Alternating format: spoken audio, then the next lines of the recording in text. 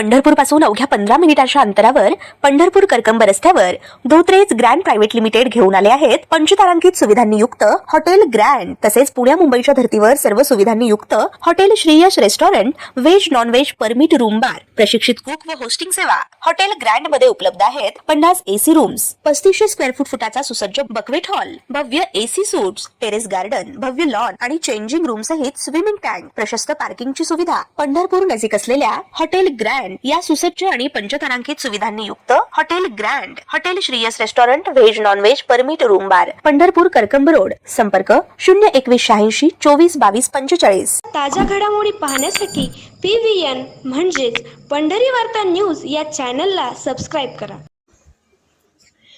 राष्ट्रवादी काँग्रेस शरदचंद्र पवार पक्षाचे आमदार रोहित पवार हे कुठल्याही निकषाविना शेतकऱ्यांना सरसकट कर्जमाफी करावी या मागणीसाठी आजपासून पंढरपुरात अन्नत्याग आंदोलन करीत आहेत। त्यांच्या या आंदोलनासाठी पंढरपुरातील छत्रपती शिवाजी महाराज चौक येथे असलेल्या वाहनतळावर या अन्नत्याग आंदोलनासाठी स्टेजची उभारणी करण्यात आली आहे।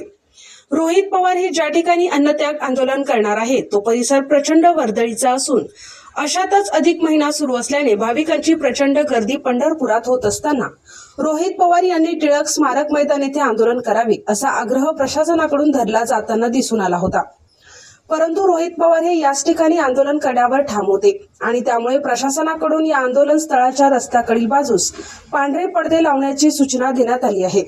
तर आंदोलनस्थळी होणारी गर्दी रस्त्यावर येऊ नये यासाठी बॅरिकेड्स लावण्यात आले आहेत। विशेष बाब म्हणजे या ठिकाणी लावण्यात आलेले बॅरिकेड्स हे अदानी समूहाच्या एका कंपनीकडून पोलिसांना देण्यात आल्याचे दिसून येत आहे। प्रशासनाकडून करण्यात आलेल्या या कृतीवर आमदार रोहित पवार यांनी जोरदार टीका केली असून पंढरपुरातील अन्नत्याग आंदोलनाच्या आजूबाजूने पडदे लावून हे आंदोलन जनतेपर्यंत पोहोचू नये असा सरकारचा प्रयत्न सुरू असल्याचा आरोप त्यांनी केला आहे। पडदा लावायचा इथं काही तमाशा सुरू नाही, उलट सरकारच्या धोरणामुळे सामान्य शेतकऱ्यांच्या संसाराचा तमाशा झालाय। मात्र सरकारला याचं काही देणं घेणं नाही हे दुर्दैव आहे असे रोहित पवार यांनी नमूद केले आहे। तर आज या आंदोलनस्थळी दाखल होण्यासाठी सकाळपासूनच पंढरपूर शहर तालुक्यातील शरद पवार गटाचे काही पदाधिकारी प्रयत्न करताना दिसून येत होते। यातूनच राष्ट्रवादी काँग्रेसचे माजी शहर अध्यक्ष सुधीर भोसले हे आंदोलनस्थळी दाखल होत असताना त्यांना पोलिसांकडून थांबविण्याचा प्रयत्न करण्यात आला।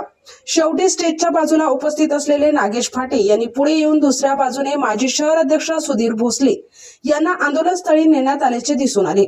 एकूणच रोहित पवार यांच्या या आंदोलनावर पोलिसांची करडी नजर असल्याचे चित्र पाहावयास मिळाले आणि यातूनच काही माध्यम प्रतिनिधींना देखील त्रास सहन करावा लागला आहे।